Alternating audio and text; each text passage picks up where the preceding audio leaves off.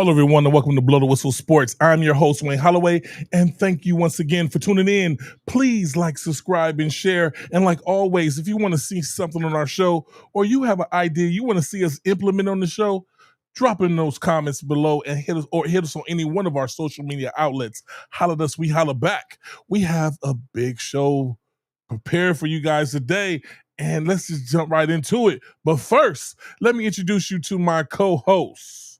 Broadcasting live from Carolina. And he goes by the name of Mr. Steven Rubain. What's going on, sir? Man, I'm broadcasting from the NFL epicenter right now. Yes, Tuesday sir. win by the Panthers.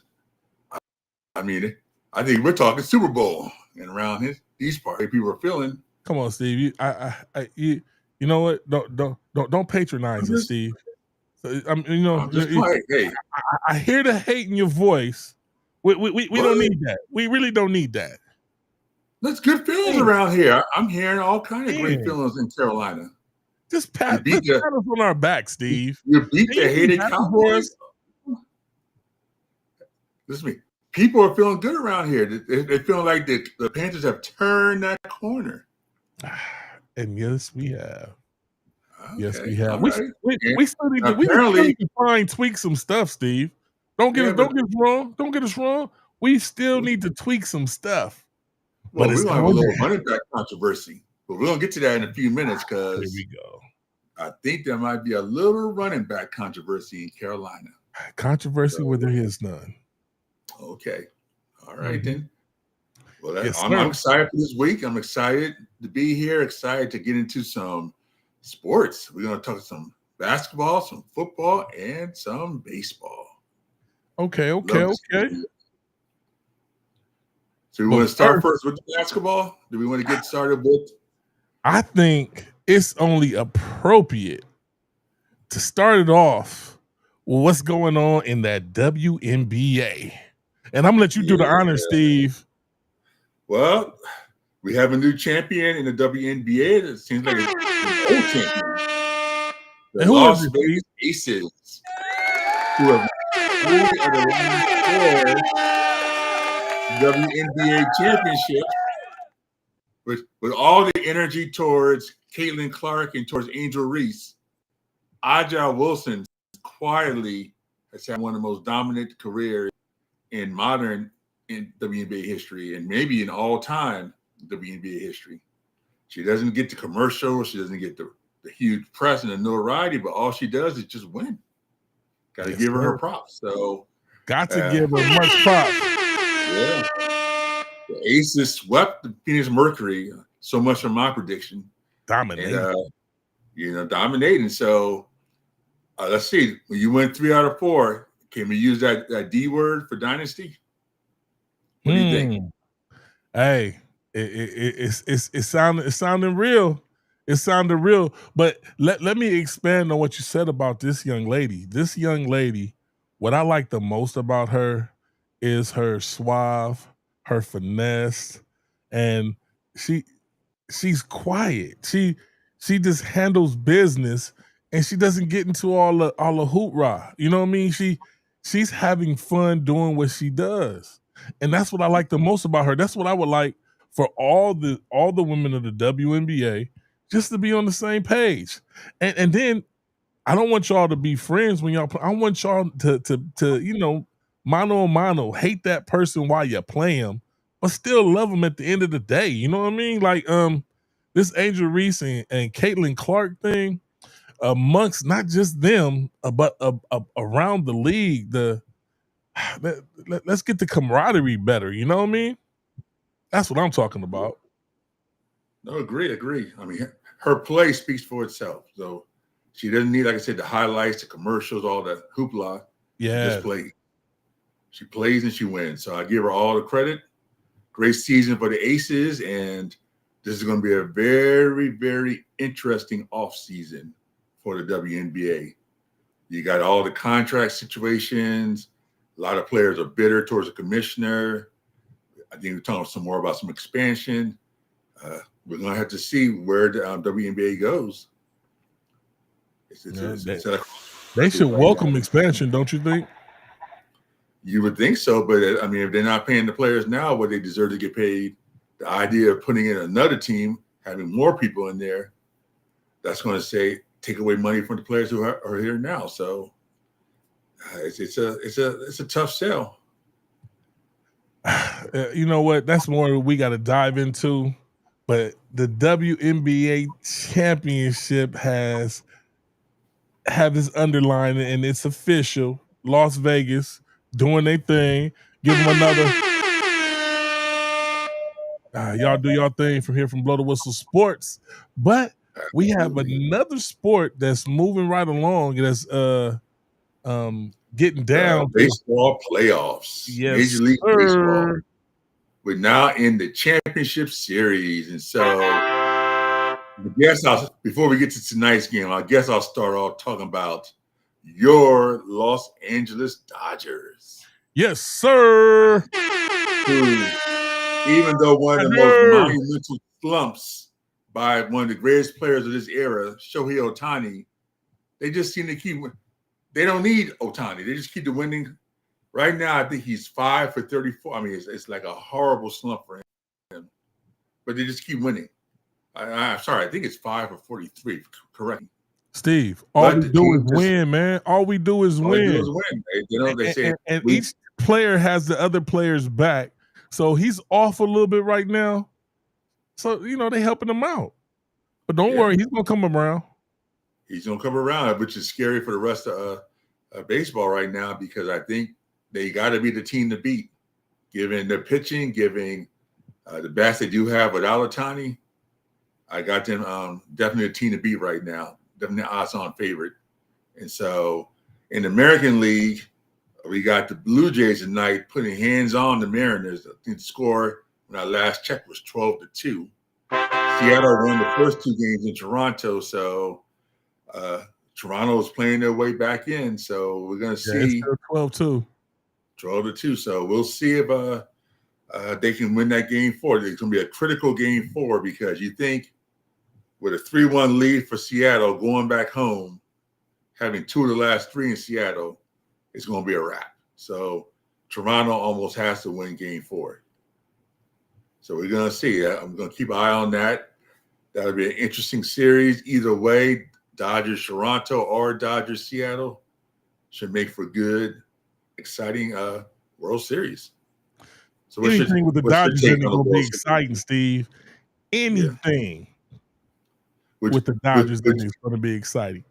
Okay, all right. Well, I'm not going to argue the point. I mean, we definitely know the Dodgers have been a dynasty the last 10 to 12 years. I mean, that's no doubt. That's no doubt. So we don't question that aspect.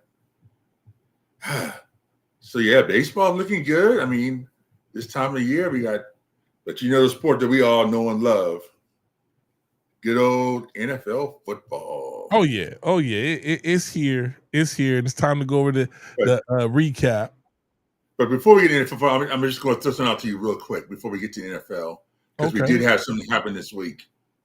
Penn State, one of the glory Power 4 schools in the country, fired their head coach James Franklin over the weekend. And guess whose name is coming up as far as a potential hire for one of the most esteemed organizations in college football? Deion Sanders. What's your take? Do you think Deion should leave the comfy confines of Colorado to go to a school that dies to win, that only accepts championships? Do you think that's a good fit for Deion? He's made it clear that his loyalty lies in Colorado. Now, it's always good for somebody to upgrade, but he's establishing a winning culture or trying to get one established over there, and it takes time. So I don't think he's going to leave what he started unless there is something going on with the front office, which it hasn't been made apparent to us. It looks like Deion's able to run things over there and do things as he will. Why would he leave? Why? Even if he was going to leave, if he was going to go to a bigger school, as you say, why not just go to the NFL? I'm Well, pretty sure he can get a job in the I NFL think he made also. it clear he doesn't want the NFL.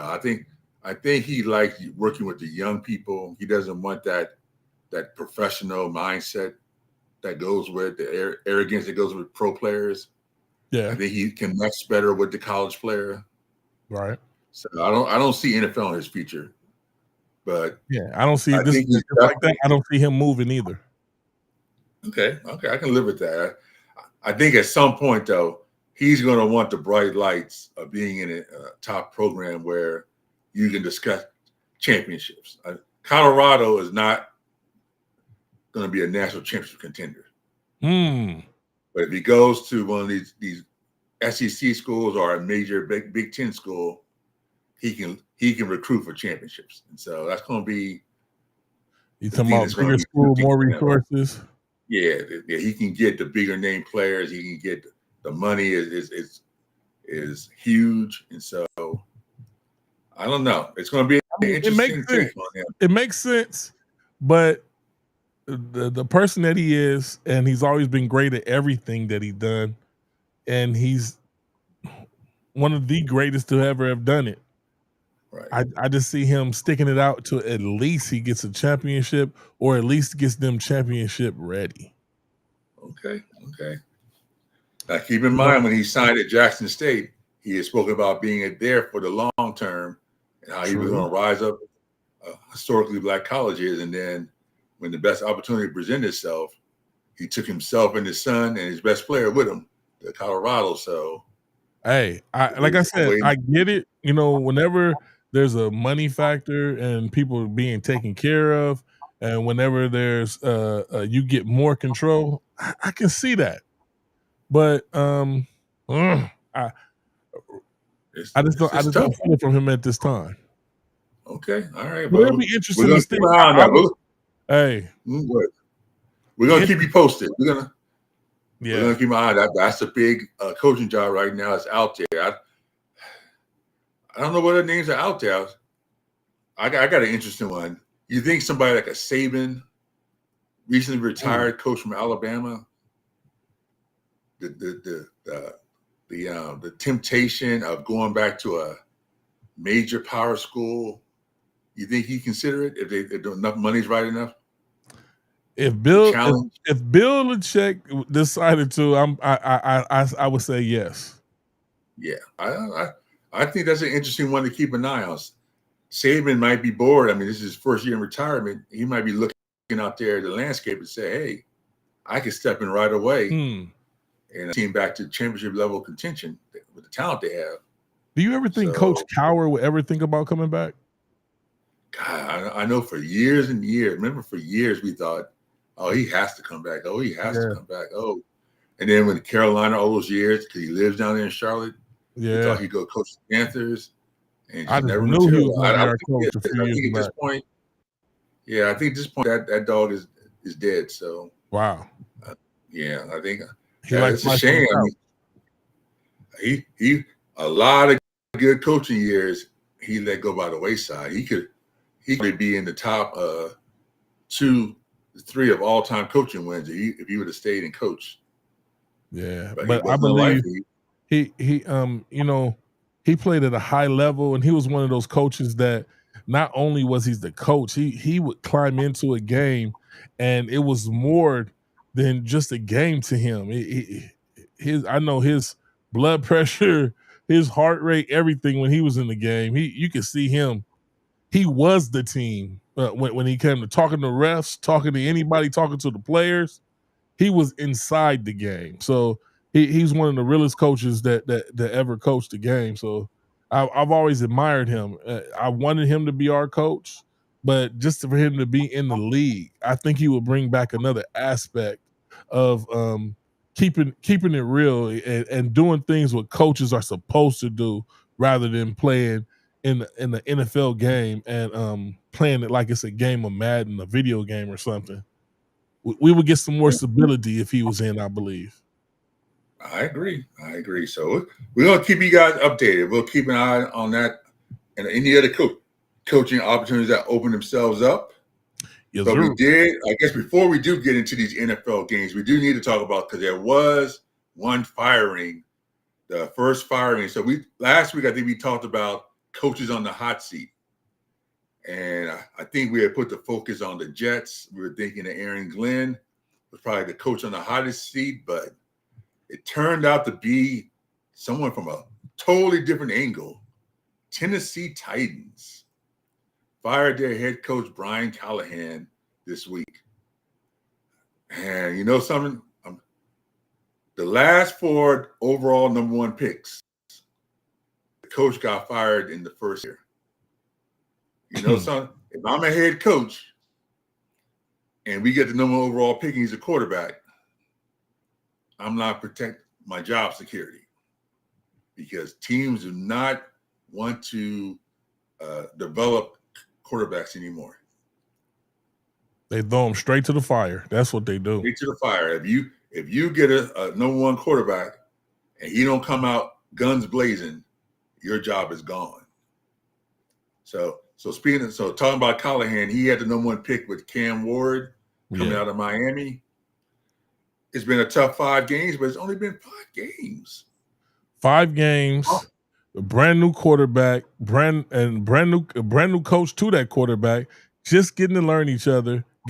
You know, but when the organization and a city wants to win and the W's are not coming, they're not lining up the way they want them to, you get this. Because, you know, we had that in Carolina, and I just have to, talk to my Panther brethren out there and let them know, you know, it takes time to get to stability, and it takes time to build a culture.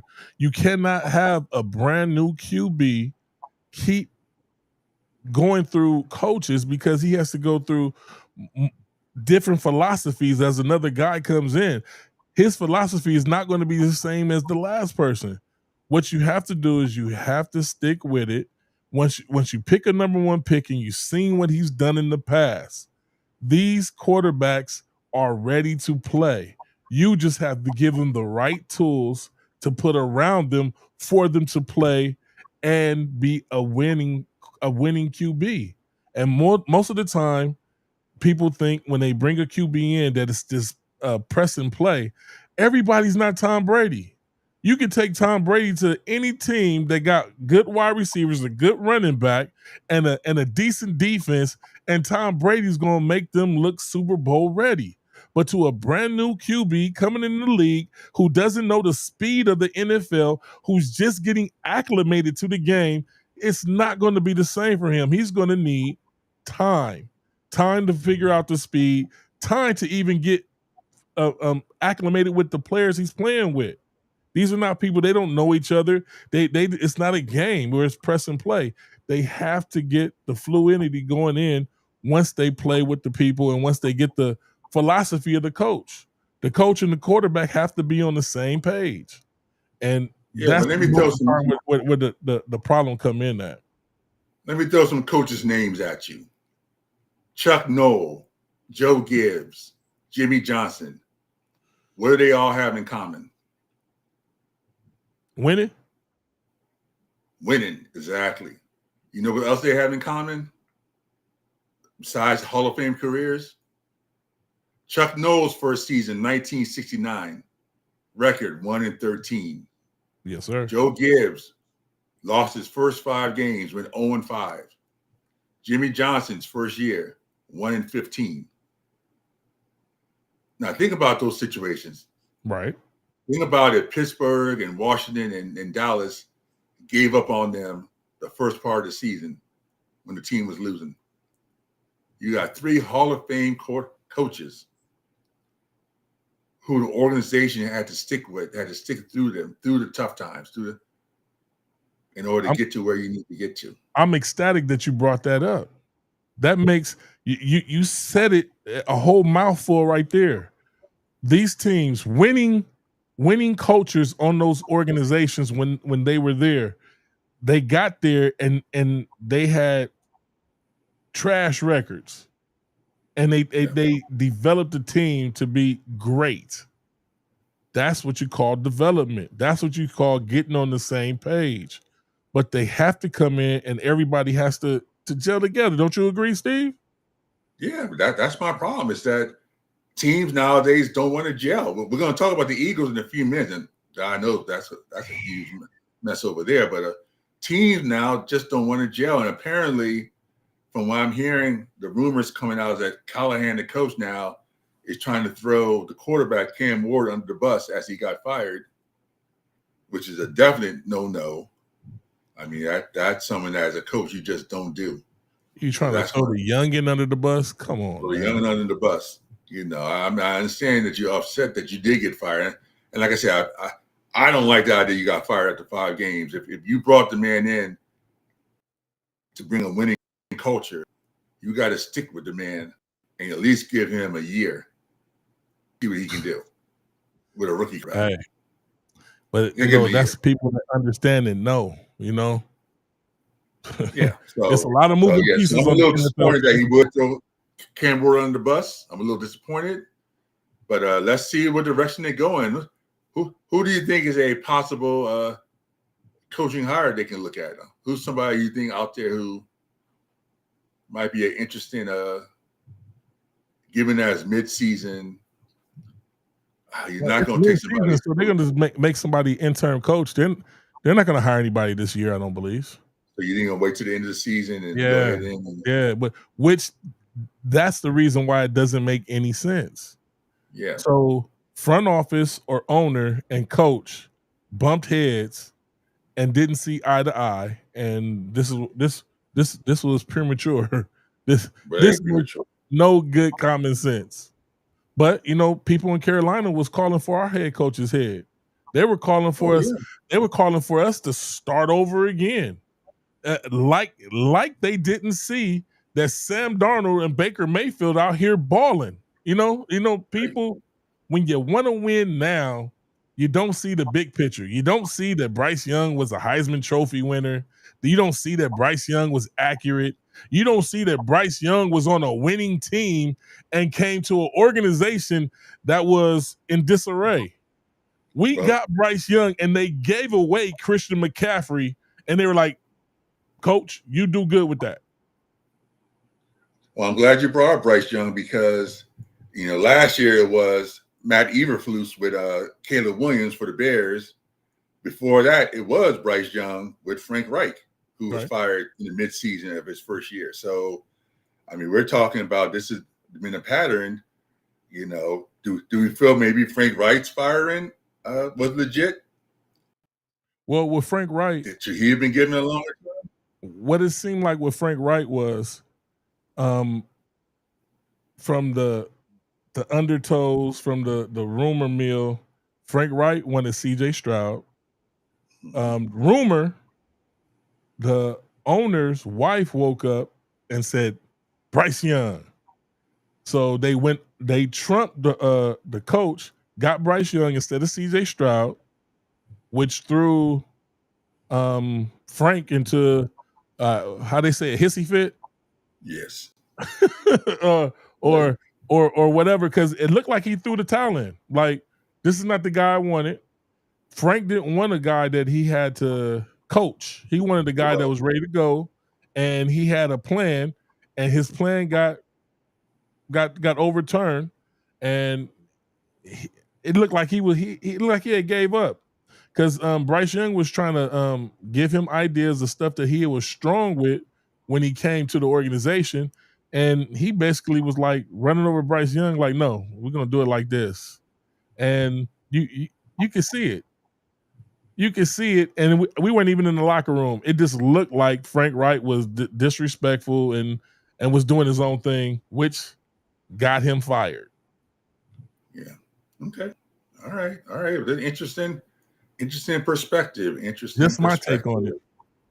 All right. Well, you want to get into these games? You want to go ahead and talk about some of these games last week? Oh yeah, let's jump into the game. First, I want to give a shout out. What's up, James Johnson? What's up? James Johnson said they want to win. They want to win. Yeah, but you got to develop. I mean, in the history, and think about this, in the 80-year history of the NFL, a rookie quarterback has not won the championship. That's telling you something. Of all the great quarterbacks, you think about all the legendary quarterbacks that's played in the NFL, no NFL rookie has won. The closest, now remember, go back to Brock Purdy, right? Who I guess, his rookie season led over to the Super Bowl. Yes. But you're not going to win with a rookie. There's going to be a drop along the way. Something's going to happen. And I think, if I remember correctly, I think Purdy led them to the championship game. That was the year they lost to the Eagles. Yeah. And I remember on the show we talked about it, and you were gung-ho, Purdy was going to, I said, he's a rookie. He's going to show that he's a rookie. And unfortunately, in that Eagle game, he did. And so he got hurt. It's just not meant to be. You got to let a quarterback develop. He got hurt, Steve. Come on now. Call it like it is, man. He got hurt. He was getting battered before the injury. Yeah, he did get hurt. Yes, it was a big game. Yeah, he got hurt, which the only reason that they lost that game. Well, no, it was he got hurt, and I guess the coach had something to drink because they were a running team. When Brock Purdy got hurt, remember it was Josh Johnson. They made Josh Johnson try to be the next Joe Montana. I thought he was going to be passing the ball anytime. Yeah, and that's the coaching call. Brock Purdy gets hurt. They put in a backup QB that, around the league, we call a journeyman that's been on so many different teams. Yeah, yes. He hadn't played all year long, and they tried to, instead of being a running team and having him hand off, they had him out there, like you said, passing the ball like he was Joe Theismann. Ball around. Troy Aikman or somebody. Right? But that's coaching. That's coaching. Yeah. You go... Okay. We just average Joes off the couch, Steve. If your best quarterback goes down and you have one of the premier running backs and your backfield is strong defense, running game and defense. I mean, that was the Niners' take at that time. But who do you put the hands of the ball in? Josh Johnson. Yep. Who are you supposed to put the hands of the ball in, Steve? Christian McCaffrey. I remember the game well. We talked about that in depth. Man on the team. Yeah, we talked about that one. Put the ball in the hands of a winner. But you know what? I get. Let's bring back memories. Let's bring back some memories.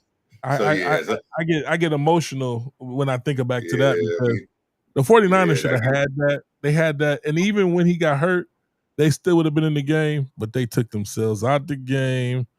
Oh, look, we have a rare sighting. Lamont Mahilia is in the building. Okay, what? We need to open the phone lines then. We need to have some conversations. We need to get some inside word for our trusted Eagles fan. Fly, Eagle, fly. My goodness, the Eagles have been they've been missing from the show, huh? Yeah, they've been missing from the show. Oof. For a while. Let me put this number up. Because my goodness, we haven't had an Eagle sighting in a long time. When they was winning, though, we was getting phone calls left and right, weren't we, Steve? Oh yeah, fly, Eagle, fly. Oh, they was flying. They was flying high. Loving life. If you want to call in, the number is 1-909-844-4443. Oh my goodness, we just up here talking football, having a good time. We were on quarterbacks. Quarterbacks. And speaking of quarterbacks, let me start with my first one, Jaden Daniels. The Monday night game. Sometimes I like to be right, but then sometimes I hate being right. You know, sometimes I wish I was just wrong about some of the things I say. So remember going into the season, what did I tell you about the Commanders? What was my biggest fear about the Commanders this season? You said that Jaden Daniels more than likely was going to be involved in the sophomore slump. I remember you saying it. Yes. I remember you saying that. As great as Jaden Daniels' rookie season was, and as much as we all wanted to jump on the Commanders bandwagon and say this team is going to be the next Super Bowl contender, I said, unfortunately, the schedule is going to be tougher. Defense is going to catch up to him. I didn't like how much we ran the ball too much last year instead of being decisive and making throws on the run. I said it's going to be I said they're not going to be bad. It's not going to be a total drop off. But I said the team is going to take a step back. And unfortunately, it looks like I might be right. God, I hate being right. I was so hoping this was going to be one of those 15-2 seasons, 14-3 glory seasons. But right now, the Commanders are sitting at 3-3 after what can only be called a demoralizing loss to the Bears on Monday night. There's no excuse. I mean, at home, you can't lose to the Bears. You can't. It can't happen. It's just now the Bears have improved from last year. I'm going to give you that much. Very much so. Improvement, but you're supposed to improve as well. And so, the way they lost, the toughness and the fumble. I know it was a wet football. Apparently, there might have been some issues in the locker room after the game. I heard a rumor that the running back Bill Crosby married got into it with a teammate after the game, which is never a good sign for a team. We're gonna have to keep an eye on them because I think I was calling for. I said 10-7, hopefully 11-6 was my prediction. That might be a stretch. We might have to be looking at 9-8, 10-7 this year for the Commanders. Charles Tone said phantom fumble. Yeah. It just seems like the team, good point, Charles, but it just seems like the team is lacking several things. Definitely on the defense. The defense is looking its age. It's one of the oldest defenses of all time. Not just this year, but one of the oldest defenses of all time, age-wise. Where you got about 7 guys in that defense over 30. Oh, we got a call coming in. 1 second. All right. Brother with some sports. Who's calling? It's Lamont. Oh, he really called? I didn't think he was going to call in, Steve. I didn't think so. I didn't think he was going to call in. Eagles fly. Yes. Okay. Hey, one quick second, Lamont, because we were just talking about the Washington Commanders. Yeah, I'm gonna close down the Commanders and what was going on. But before you close out, Steve, I have something to say about your team. Oh, go ahead. No, I'm gonna let you. Let me close out before I let you say. So I just want to close out and say that the NFC East now is just in a total crapshoot as far as who is going to be the dominant team in this division. So, wow. I'm just going to close out by saying I hate to be right on the Commanders, but unless something comes out of the blue I don't see yet, it looks like it'll be a mediocre season, up and down.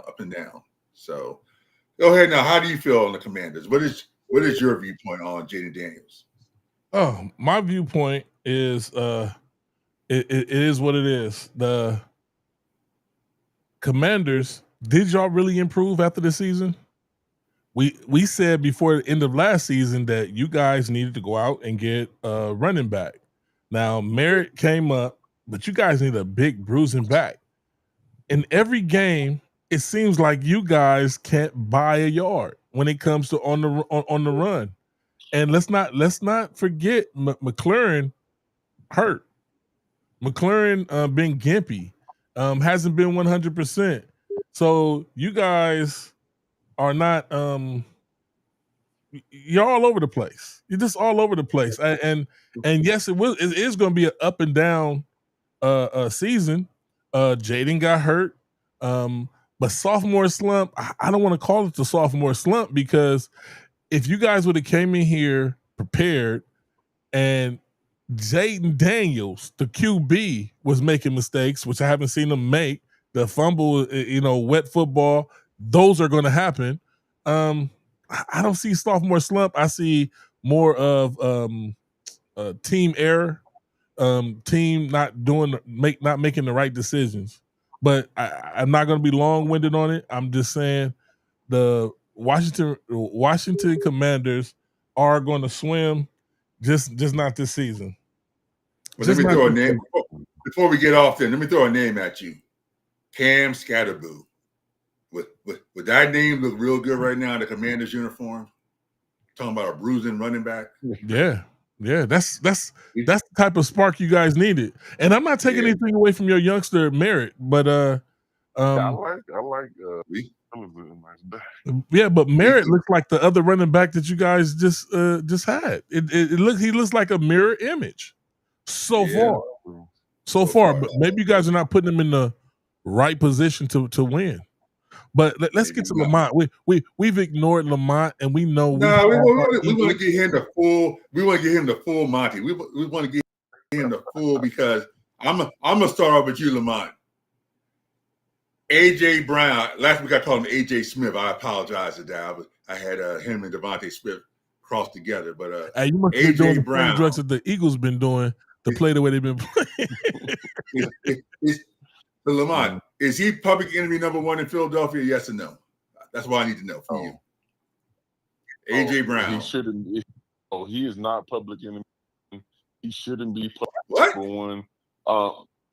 Like AJ is a really like honestly, you seen that clip with like Ocho Cinco talking about like the receiver, you're about things and when it comes Lamont, your phone is breaking up a lot. You hear that on your end, Steve? Yeah, I was hearing it too. I wasn't sure it was. Hello? Can you hear? Well, while he's working out the phone, let me throw it at you from my perspective real quick before he comes back on. The Eagles were 4-0. 4-0. Were they winning pretty? Were they winning pretty? Yes, winning pretty, sitting pretty. No, they weren't winning pretty. They were ugly. It was ugly wins, but they were 4-0 wins. Brother, it was ugly. Are you back? Yes. All right. Let's see. That's better. So I was just going to lay into you. I said the Eagles were 4-0. They were feeling good. It wasn't pretty wins. Hurts wasn't throwing the ball over the field, but they were winning. AJ Brown comes out and in his passive aggressive ways comes out with his crying passive aggressive. I'm not his passive aggressive. Remember last week it was the reading the books as the team is like rolling through the playoffs. He's on the sidelines reading self-help books. This year, teams 4-0 and you know, confidence and momentum is everything in the NFL. If you feel good about yourselves and your team is winning, that does everything. AJ Brown comes out and pretty much throws Jalen Hurts under the bus. Let's just call it what it is. Mm-hmm. He threw Hurts under the bus. Mm-hmm. I didn't get the ball. My fantasy stats are looking bad. What does the team do? They tried to accommodate him by throwing the ball. Mm-hmm. Yep. What's happened? 2 straight losses. Mm-hmm. And then the topper, before I let you get in there real quick, the topper, everybody knows there was a team meeting, a meeting between Saquon, Hurts, and AJ Brown to discuss an alleged the team. meeting. Everybody knows this. Alleged? Not alleged. Everybody knows it. The media knows. No, right, I'm kidding. Players know. Everybody knows. Sound like AJ Brown talking about alleged. You can't keep a secret in today's NFL. Everybody on the player side, players that talked and said that we discussed it. Hurts comes out and says it happened. This Barkley must be comes down and says it happens. AJ Brown says it's alleged. He don't know about it. What are you talking about? Mm-hmm. Now, not only did he throw Hurts under the bus, he threw Barkley under the bus too. Because Barkley came out and discussed the meeting and said what happened in the meeting. Mm-hmm. What do you have to say for yourself, Lamont? Okay, so is he public enemy number one? Public enemy number one. It's a loaded, like, for me, AJ Brown, like, how he's feeling is warranted. At the same time, some of the he's taking is not suitable for, as well, what we did as winning the championship, be, in that way. But still, it is very warranted. But we forget that because this is a business, and when it comes to him, livelihood, his money, him feeding, gets his contracts is production. Okay, so wait a second. Let's stop you right there, because let's digest what you just said. Mm-hmm. His money, his production is predicated on his level of play. So what we're saying now is AJ Brown from the defending Super Bowl champion Eagles, team that started 4-0 and looked like it was going to run away with being the top team in the league. He took his own personal situation and put it above the other 47, 48 guys on the team. Now, see, what I'm saying is, I hear what Steve's saying, but from my perspective, it's a coaching thing. It's a Philly thing. You guys, no matter how pretty, how ugly it was, you guys were winning, and you were knocking teams over. And AJ Brown went out there and had a hissy fit and was complaining like he did last year, reading the book on the sideline. When you guys won the Super Bowl, he's still not happy, but he has a Super Bowl ring. He's still AJ Brown. Anybody would want to sign him. He's on the Super Bowl champion team, Super Bowl Philadelphia Eagles, and your team is winning and you still have a problem? And then what the coaching staff go out and do? Pass more to AJ Brown. Philly loses 2 games in a row. But that's not because of Brown. Like, so the who's not being talked about in this, and we love him. He is a great leader, but it's Jalen Hurts, and since he's been our when I started quarterback, when he was started quarterback, he holds the too long, and he's been continuing to do that. And if I was a receiver, no matter what our team is doing, if you're like repeatedly, that's why he he's always open his screen name or whatever, because he literally is not passing him the ball. What more can you do but like kind of out on social media and just like me? Let's go back to this again. Okay, let's get some facts out though. We're back to square one again. Jalen Hurts has always held the ball too long. This isn't some new dynamic that's come out of nowhere. He's always held the ball too long. The way he's playing now is the way he's always played. Y'all been in 2 Super Bowls in the last 4 years. Y'all been a dominant team since Jalen Hurts has come to the Eagles. The way he's been playing has nothing. He's always been this player. The only issue with the team is that one player, AJ Brown, is saying, I got a problem with it because it's ruining my stats. It's ruining what I want to do as far as for me on the team. It's nothing about team. It's about me. Yeah. I want my stats. I want my touchdowns. I need my yards because I want my money. Now, Lamont, let me give you some facts. Let me give you some hard facts. I'm not putting it on AJ Brown. I'm putting it on your team. I'm putting on AJ Brown for how do you be mad when your team is winning? How are you about me when your team is winning? And you a Philadelphia Eagle fan. You just tried to put it on the person that got you winning the Super Bowl. That took you to the Super Bowl. Super Bowl MVP. Listen, come on. Super Bowl MVP. Understand that. Let me give you the facts though. Lamont, hear me out. You have an Avenger, a superhero on your team, Saquon Barkley. Not this game. You know the game before that you guys lost, the AJ Brown got the ball plentiful, got a bunch of yards. You know how many times Saquon touched the ball in that game? Probably like 8 times. No, 6 times. You have a superhero in the backfield 6 times. 6 times. 6. This next game, you know how many times Saquon Barkley touched the ball? 8. 8 or 9. 8 or 9 times. Yeah. Lamont, what I'm trying to say, what I'm trying to say is, it makes no sense, man. It makes no sense, and that's all coaching, but it has to do with the coach trying to make players happy. You have a whole city that you're playing for. You got Gilly the Kid out here blowing his back out dancing, and y'all winning. Y'all should be happy. How do you change a winning formula to a losing formula when you were winning in the first place?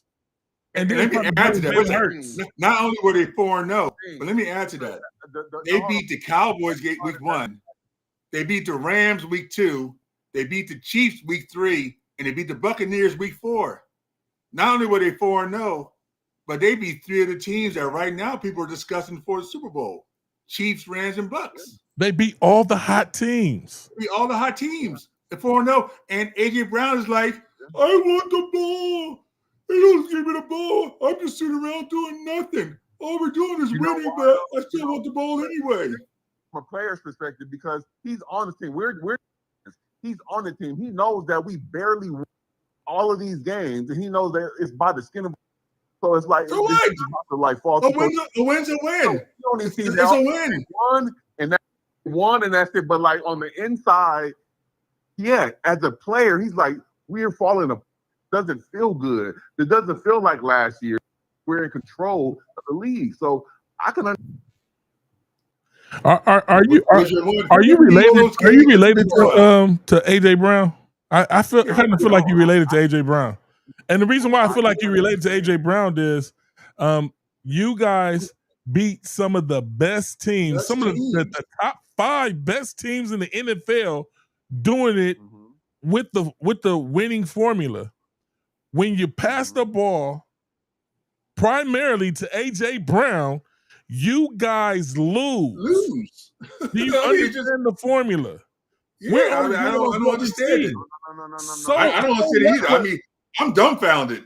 I'm confused. A lot of the balls that he get or catch was because they were either overthrown by Jalen. Okay, so you're blaming the Super Bowl MVP. For the current status of the Eagles over who's that? We're blaming the Super Bowl MVP over the current status of the team when the team was winning all last year with that same Super Bowl MVP playing the same way. You didn't even have to pass the ball. Last year. You've been running and I don't deny that. They not getting the ball enough at all. I mean, I agree with that. It's coach and it's the quarterback. I'm gonna go off of what you said. As well for this publicizing it, because with publicizing like the stuff that they on in in their organization that we don't see. We see that they won, but we see that this shit is not looking right. This shit is not feeling right. So I understand that part of it. Do I think that he should that way? No, but I can understand. That's what I'm saying. But when you say what you said, let me explain what you just said. It doesn't feel right to be undefeated. You just got through saying that it didn't feel right to be undefeated. To win by a field goal, a block, a hope, which shit, like it wasn't dominant wins. But yes, Lamont. That doesn't mean that doesn't get at a Super Bowl. You like, yeah, you're grateful for the win. I mean that you're dominating the league. Lamont, you guys were the Super Bowl champions. I want to explain something to you. That means you have to play all the first place teams. So therefore, you're not going to run over all the first place teams. The year before y'all won the Super Bowl, KC barely won every game and won the Super Bowl. You know why? They went to the Super Bowl 3 years in a row. That means every year they had to play all the first place teams. You're not playing runovers, Lamont. We started off with the Cowboys, but that's in your division. That's in your division. You haven't had a run-over game yet. You haven't played one bad team yet. Now, some would say the Cowboys are a bad team, but I still think offensively the Cowboys are solid. You got to play everybody in your division twice every year, no matter what. Yeah. True. But you guys played Tampa Bay, which is at the top of their division. Who else did they play, Steve? They played the Giants and Broncos. Those are the 2 losses. And honestly, the Giants with Jackson Dart is a whole different team than the Giants with Russell Wilson. Yes, but they still lost to 2 teams that they should have beat. They should have beat. They should have beat lost to teams because they changed their formula. We can go back. I can go back, Lamont, and show you the winning formula just by what you guys did. Forget what I'm talking about what you guys did. And what you guys did those first games was run it down their throat. 100%. And you being a Philly fan, y'all still were complaining? We didn't beat them by 20, so we didn't win by 20. So where's that? Not being a win. It's always a good win, but it's about having. So Lamont, should we put Jalen Hurts on the bench? Should we just bench Jalen Hurts then to appease? No, we gotta lock in to appease AJ Brown. Should we just bench him? No, we shouldn't bench Jalen Hurts, but he does need to lock in and breathe and just be and I feel like I don't know if it's he needs to have more control of the offense. I feel like he's just a robot sometimes, and he's not really working on it like kind of like how Baker Mayfield is doing. Like he's just kind of like a robot out there sometimes. He's great because he 800 pounds and he can do the push push. That's great, but like a lot of times he can be out there versus kind of fluid and passing the ball to receivers downfield when like he's not doing that the way he in the past. That's what I'm saying. You know what? We spend a lot of time on this. We gotta move on, and I would love for you to call back in. But I want to put this out to you before you guys. He has to lock in. Can you look at it from his point of view? If he's doing something, and when you're now think about it. This is me, just purely my opinion. I'm behind the center. They want me to throw this ball. I see this defense is letting us have this run. My guy, my superhero back here probably can take this one to the house. They want me to throw this ball and risk an interception. I can see him being off when he's being asked to do something that he can see he shouldn't be doing. Yeah, right. That's what it looks like to me, Lamont. Mm-hmm. That robot you're talking about, that's exactly what it's looking like to me. That's why it's off. That's why your thing is off right now. It's purely an observation. What you think, Steve? Oh, I call him public enemy number 1. I say he's totally ruined the Eagles season. I go a step further. I don't even mess around with it. You guys are Saquon Barkley in defense. That is the Eagles' identity. Everybody else is nothing more than just a decoy option. Saquon in defense wins you guys championships. Y'all still got the team to beat, but y'all got to start playing as a team again and stop worrying about one player. AJ Brown could be traded because apparently you really don't need him to win. It's nice to have him. But if he's gonna cause an issue, I mean, you want, like I said, Steve asked you, do you want to bench bench your quarterback? But let me close on this. You know who's been real quiet this whole time? Devontae Smith. Sounds like a team player to me. If Jalen Hurts is so horrible, why is Devontae Smith coming to AJ Brown? So keeps going AJ Brown's defense. Sounds like a team player. Yeah, it sounds like a team play. He understands the logistics. Devontae Smith's not crying about not getting the ball enough. Victor Cruz, it's 2 different people. It's like, come on. So so one is selfish and one is a team player. Oh, like somebody hit it on the nail. You see, it's two different people. Last I checked with it. Last I checked, they both wide receivers. Last I checked, they both need the ball thrown from Jalen Hurts. Behavior, but I do understand like what's going on as a receiver and like what as far as the quarterback play. The quarterback, yes. Has he been playing up to his potential right now? No. Is he going to? Yes. And are we still going to the Super Bowl? Yes. Drop the mic. I don't know about that. Before we let you go, though, we need your pick for this week because we got the Eagles and how we do that? Hold on, before you go, we got the Eagles going to Minnesota off a team that's been on a bye, has had 14 days off. The Minnesota Vikings. Do you guys bounce back this week? Oh, 100%. 100% bounce back game. All right, so you got the Eagles locked in. You think they're going to go to Minnesota and win? Minnesota is a good team. But good defense. I really feel like all of this pressure, all of this like media stuff is going to make Jalen Hurts lock in.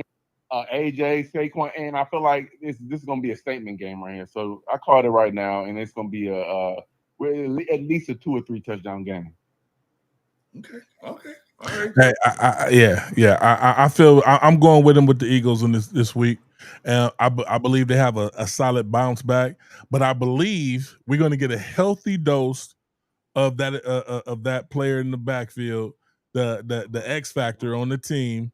And and just to say this, Lamont, when you have a winning formula, you use the winning formula till it's not working.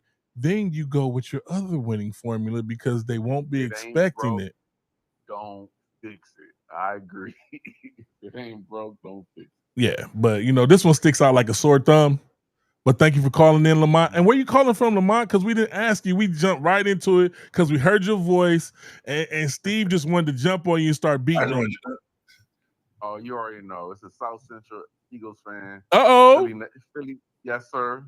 South Central LA. And just like I said, it's adversity ain't never hurt nobody. Right. This is the beginning of the season, and mark my words, it's still our year. It's still a dynasty. Fly Eagles fly. Hey, Lamont. We look forward to hearing from you next week, man. Don't fall away. Don't hide. When the Vikings win this week, don't go and hide again. Don't be like our Cowboy fans. Don't be like our Cowboy fans and go and hide. Oh, do we ever find that Cowboy fan again? Packer, have you ever found that Cowboy fan again? No, that's been hiding for the last year and a half. You got the Cowboy fans mad at us. You said they ain't America's team no more, so we don't hear from the Cowboy fans no more. Star Status used to call us.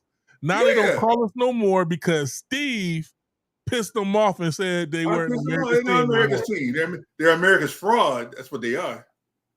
Hey, one thing to Steve's team, I gotta say, hey, I honestly, like, I believe in y'all this week. I really feel like Jaden, with healthy Scary Terry and Debo Samuels on the field and Ertz, I can see him having a little bit more comfort out there, and I can see y'all winning this week and bouncing back a little bit. So I just wanted to throw that in there about the I appreciate that. I'm not as I'm being honest with you. I'm not as confident this week. I'm not confident, but we're gonna see.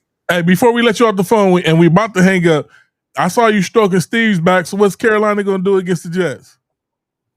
Oh, I love how Carolina has been playing. I don't even like the way he said that. Say what's on your mind then. Say what's on your mind then. I love the way Carolina's been playing. I love the receivers. I love Coker coming back. It's a lot looking good for y'all. Oh, he's sounding like you, Steve. I knew the butt was coming. Go ahead. But I just really do like that Jets defense. I think Justin Fields is under valued as a quarterback in the league. I feel he's really, really good. And, I just feel like he's just under the wrong teams like Bears, Jets. Like, I feel like another team, he'll be great. But I feel like he'll get it done. Look for Mason Taylor to have a big game and Breece Hall as well. So Jets is going to win that one. Okay, Steve. We about to hang Lamont up. Lamont said all the wrong things. Thank you, Lamont. We'll talk to you next week. We appreciate you. All right. Fly, Eagle, fly. Oh, my goodness. He done stroked your back and gonna talk stuff about my team. I love it. I love it. You know what? That's all right. Doubt us all you want to. Bryce Young is coming into himself. Well, since we have turned to Carolina, we might as well stick on them. We'll put them in the middle here. I know you're feeling good about this win against the Cowboys. We both did call the Panthers to win. Quarterback, running back controversy. You sounding like Lamont again. No, Lamont I sounding like you. You got that smirk on your face. What you got to say, Steve? I'm asking. Trevor Herbert due to come back this week from the injury list. Yes, sir. Does he get his starting job back? Yes or no? He gets his starting job back, but when you got somebody with the hot feet, what I need to see is Chuba can have his starting job back, but I don't want to see Rico lose snaps. Rico is on a hot streak. Ride that hot streak, and it's going to be enough snaps for Hubbard to get his same amount of carries. Truth be told, because after the show, I don't know if you guys know, if you're a Carolina fan, we got another show that we give to all the Carolina forums called Panthers Corner, where yours truly is hosting it, and we're going to talk about all that. But I'm going to tell you now this little tidbit.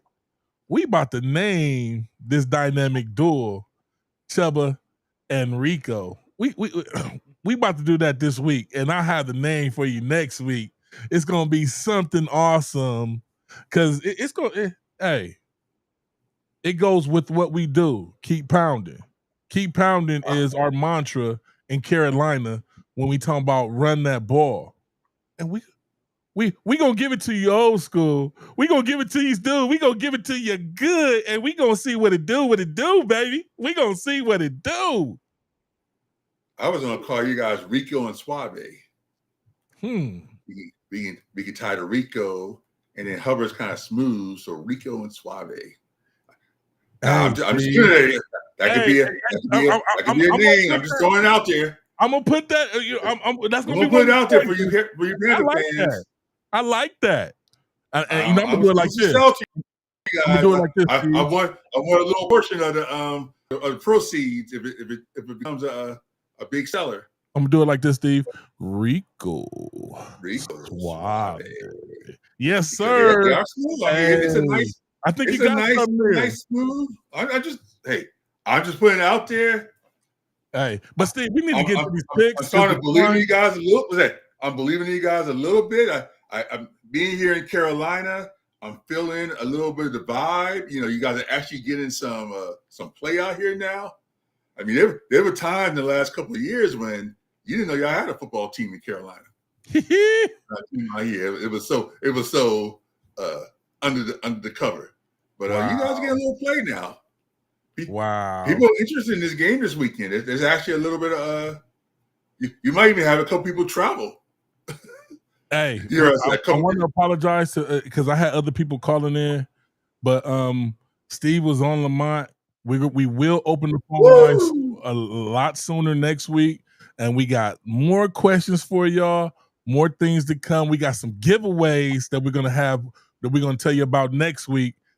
We haven't done any giveaways, Steve. We got to do some giveaways, and we go put it out to y'all next week. We'll have that, so make sure you tune in because we gonna give some stuff away. But right now, it's time to get into those NFL predictions. Are you ready to go, Steve?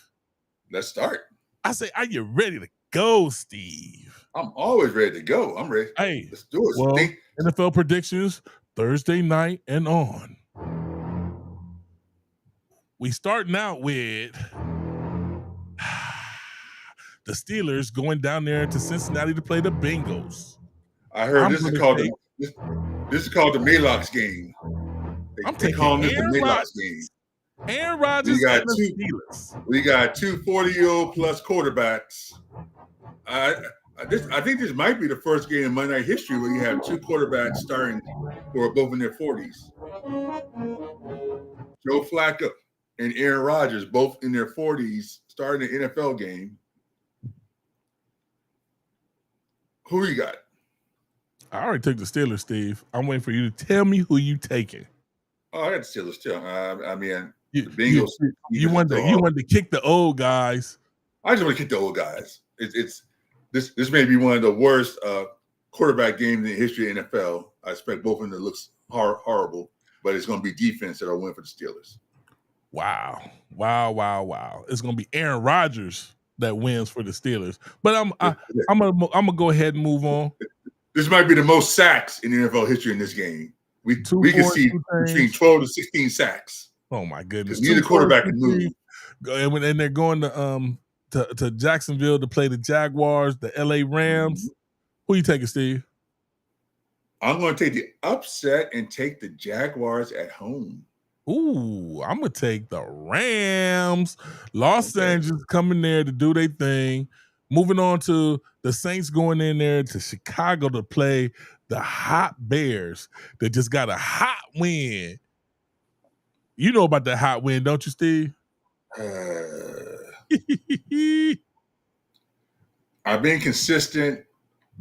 The Saints are one of the worst teams in the NFL, so I gotta think they can't win on the road. So I gotta go with the Bears. Yeah, go with the Bears. Bears is just knocked all out the box. Yeah, but that was a road win. That was actually a pretty solid road win. So I'm gonna take the Bears at home. And I'm taking the Bears as well. That was a smart thing for you to do, Steve. Now the 1-5 Dolphins go to play the 1-5 Browns. Now this is a game that it's going to be lopsided on one of these guys. Let me find the quarter so I can flip it. Who are you taking while I flip my quarter, Steve? I'm taking the Browns. I don't like what I'm hearing with Tua coming out and throwing guys under the bus. That locker room might be worse than the Eagles' locker room right now as far as team chemistry goes.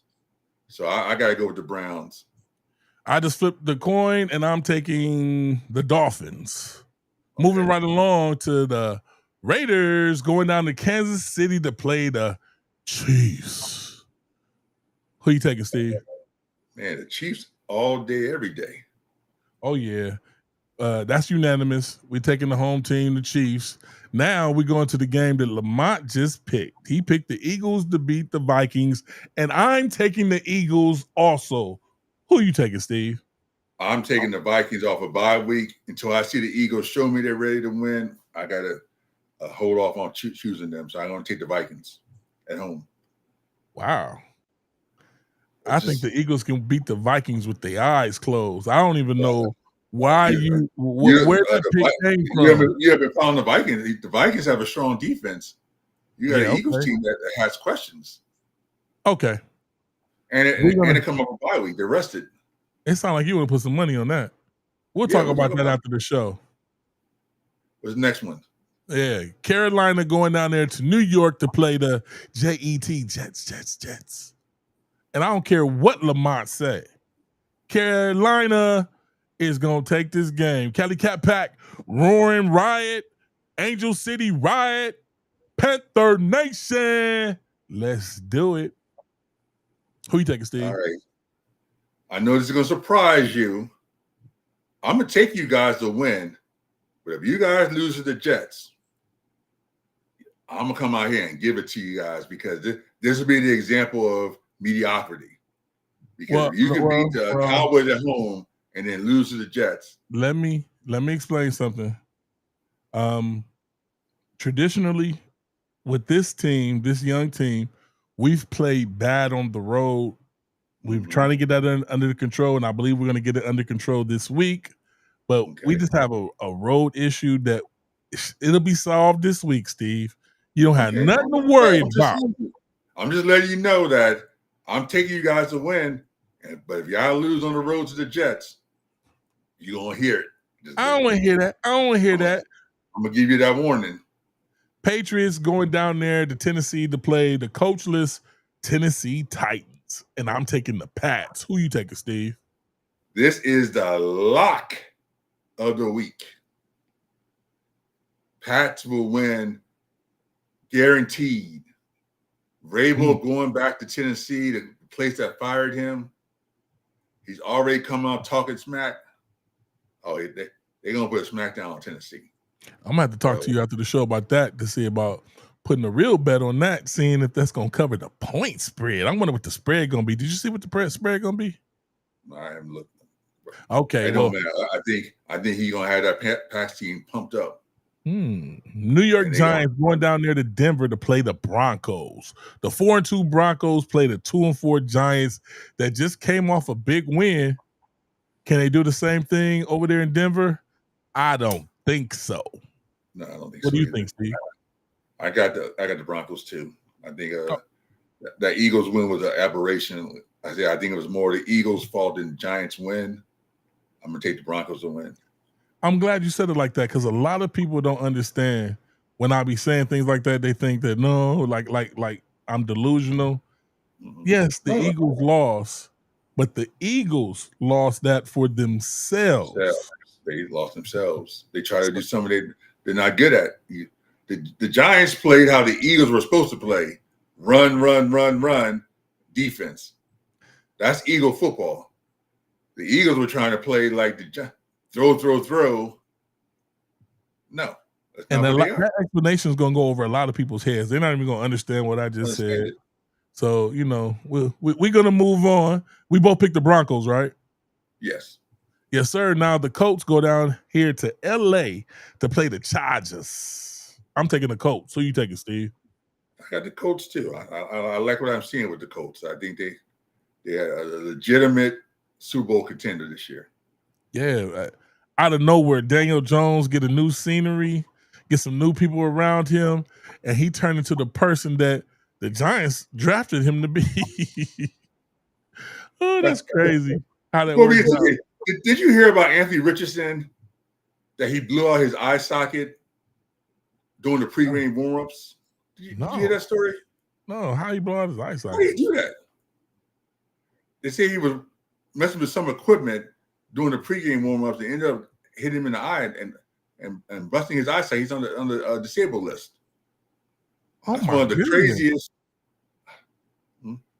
I looked the story up. Huh? I got to read up on that one. Yeah, you got to read up on this one. Yeah, I heard it on the thing that during the pregame warm-ups last week, he ended up knocking his orbital bone, broke it, doing something with some machinery. I mean, that's just crazy. I've never heard of a guy. I've heard of a guy that pulled a hamstring in warm-ups, but I never heard of a guy. He's okay, but my goodness. Yeah, I hope he's okay too. But they say that he may never play for Indianapolis again. That's the rumor I'm hearing. Wow, is he ever going to play again? That's another question. He may never play in the league. I don't know, but we'll keep an eye on that though. But I just posted on that because that's something I didn't even hear that. I didn't even read that. He broke his orbital bone in his eye doing something crazy during pre-games last week. Wow, Well, I can't wait to read about that to see what's going on. About that, yes. Praise okay. Right, Green Bay going down there to Arizona to play the Cardinals. Who you taking, Steve?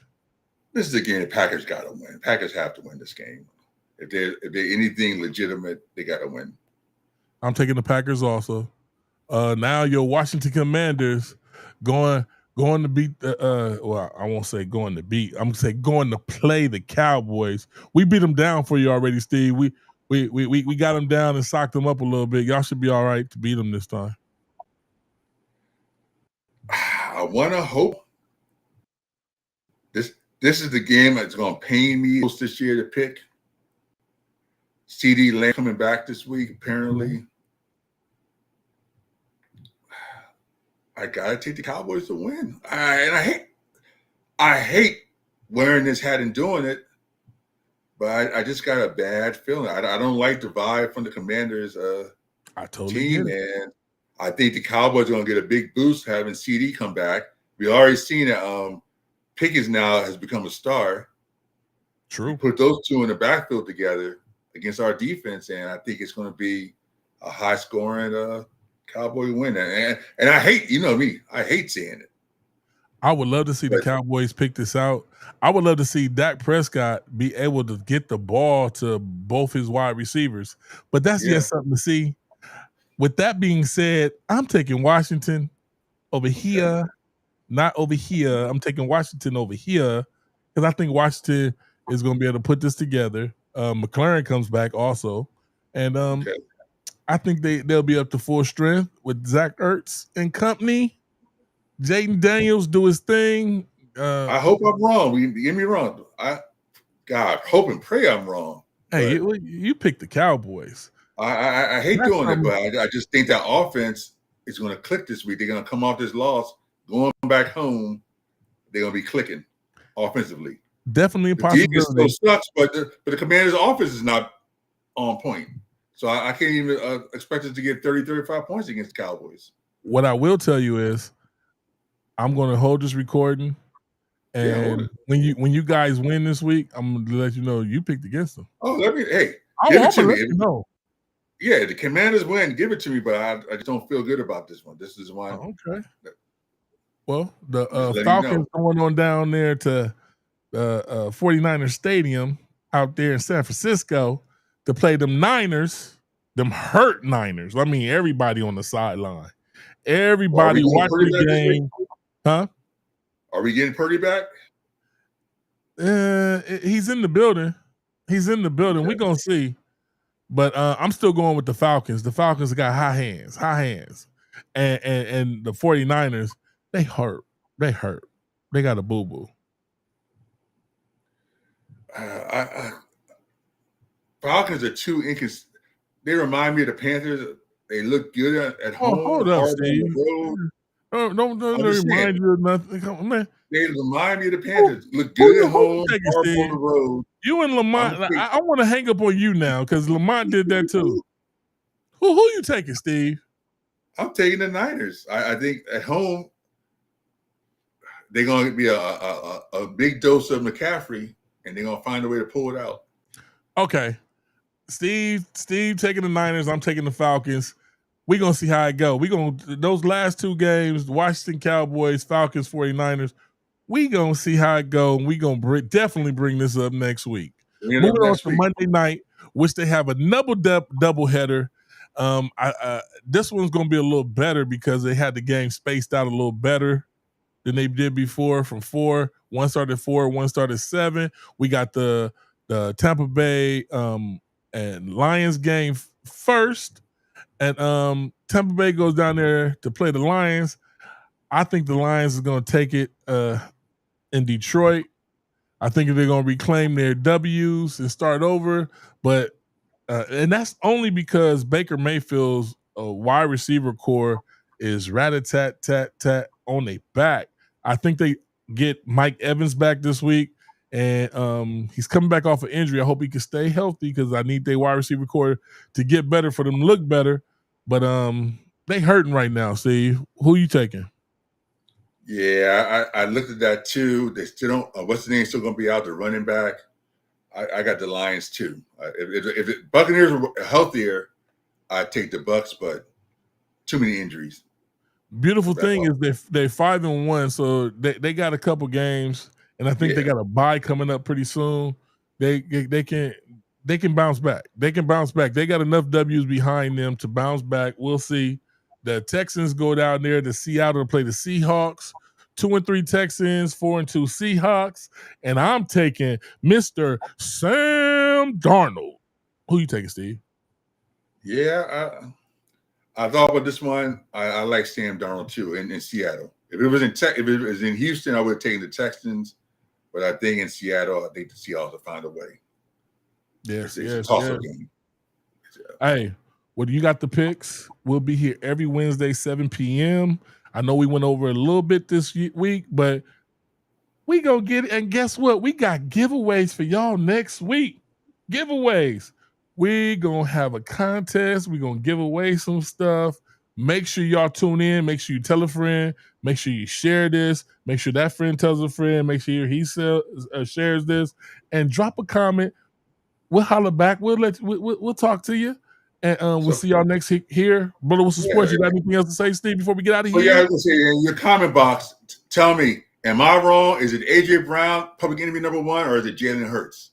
We want to hear your comments on that. Who do you blame for the Eagles 2-game slide? Is it Hurts or is it AJ Brown? And I blame the coach. I'd love to hear. I'm gonna put that in there. I blame the coach. See y'all next week. Blow the Whistle Sports. All right, peace out.